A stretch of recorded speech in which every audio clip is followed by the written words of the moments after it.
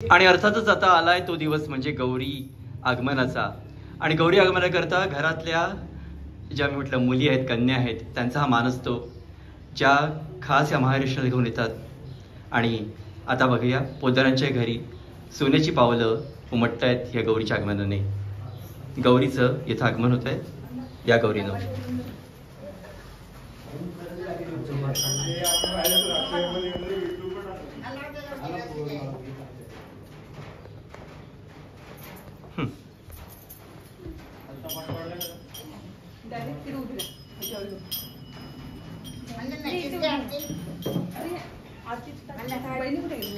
गौरी महालक्ष्मी यांचं स्वागत. सोनं पावलं नेणे गौरी नेहमी घरामध्ये तिच्या माहेरी सुबत्ता आणि आरोग्य, सुख, समृद्धी आणण्याचा प्रयत्न करते आणि म्हणून तिचं खास स्वागत. सुवासिनी तिला ओवाळावं आणि नंतर तिची पूजा करावी, हा या कार्यक्रमाचा हेतू. या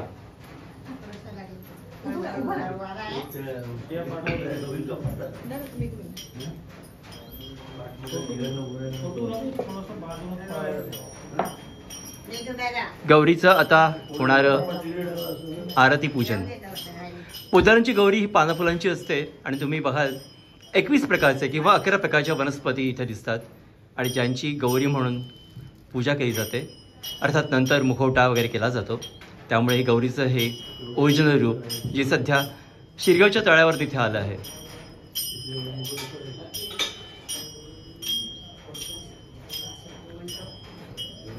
महालक्ष्मीचं स्वागत आणि कौतुक पोतदारांच्या सुनांकडनं.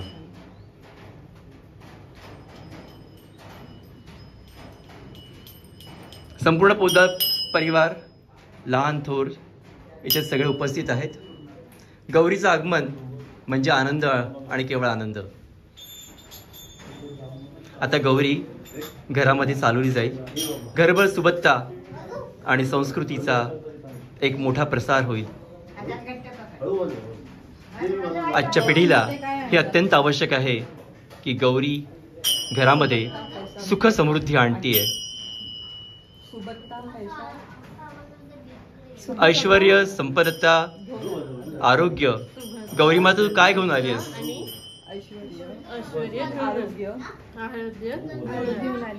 Very good.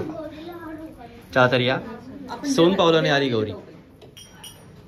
आणि गौरी जेव्हा येते तेव्हा तिची पावलं सोन पावलाने उमटतात. अर्थात हळद चंदन मिश्रित ठसे तिच्या पायांचे आणि त्यावरती उधळणारी फुलं आणि अक्षता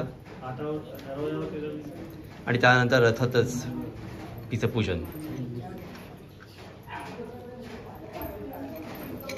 पाऊल ठसे देवघरापर्यंत जातील, स्वयंपाकखोलीत जातील, जिथे अन्नधान्य मिळेल आणि सुख शांतता मिळेल.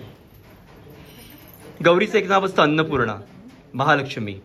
तेव्हा घरामध्ये अन्न पूर्णपणे मिळणं आवश्यक आहे. आणि महालक्ष्मी म्हणजेच अर्थात श्रीमंती, मनाची आणि धनाची पण.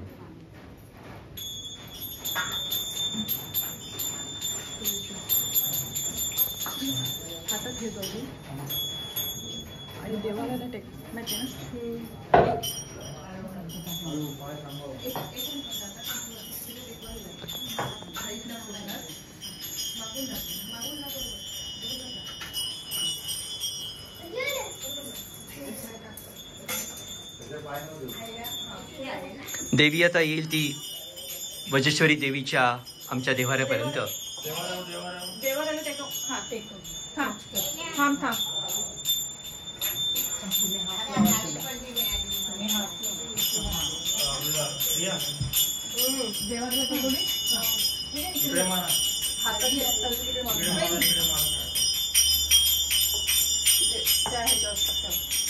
तिच्या हातांचे ठसे देखील देवाऱ्यावरती उमटवले जातील, जेणेकरून आपल्याला कळेल की देवीचा सहवास तिथे सगळीकडे झाला आहे. हळद चंदन मिश्रित, कुंकुम मिश्रित हे ठसे तिच्या हातांचे आणि पायांचे. आणि अर्थात त्यानंतरच गौरी येते ती पाण्याऱ्यावरती, जिथे पाणी मिळतं, जे पाणी म्हणजे अमृत जीवन आहे. आणि तिथे आमचं स्वयंपाकघर पण आहे. तिथे अर्थातच आपल्याला उत्तम जेवण जे आता सध्या बनतंय ते मिळतं.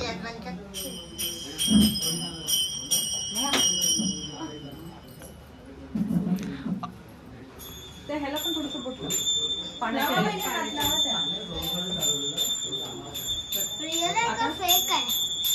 जागेवर रुद्राची वाजव. आता देवी तिच्या स्थानाकडे वळती आहे.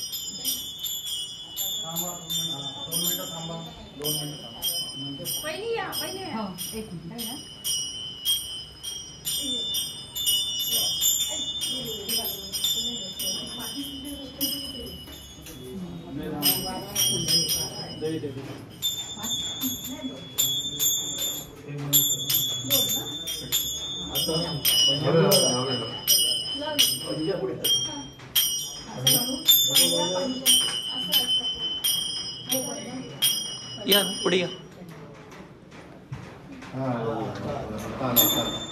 दारावरचे ठसे दिसले असतील तुम्हाला आताच. आणि आता तुम्ही यात पुढे. देवी तिच्या मखराकडे जाती आहे, जिथे ती 2 दिवस राहणार आहे. आज, उद्या आणि परवा विसर्जन.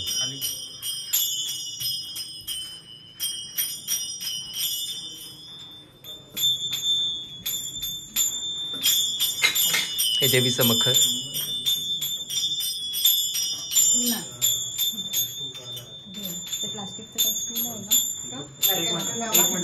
तुम्ही लावा.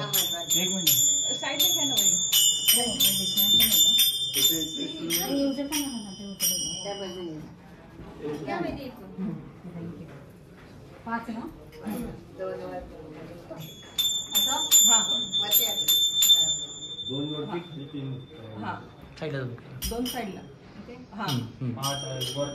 आणि वरती एक सिंगल. देवीच्या हाताचे ठसे अर्थात आशीर्वादाची 5 रूपं. आणि आता अर्थातच देवी इथे स्थानापन्न होईल. तिची नंतर तयारी केली जाईल एखाद्या नववधूसारखी आणि मग पूजन. तेव्हा लवकरच भेटूया आपल्या नेक्स्ट व्हिडिओमध्ये.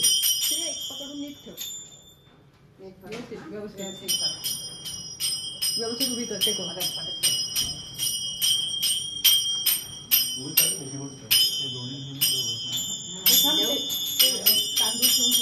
लवकरच भेटूया. विनय पोदार, विनी टॉक्स.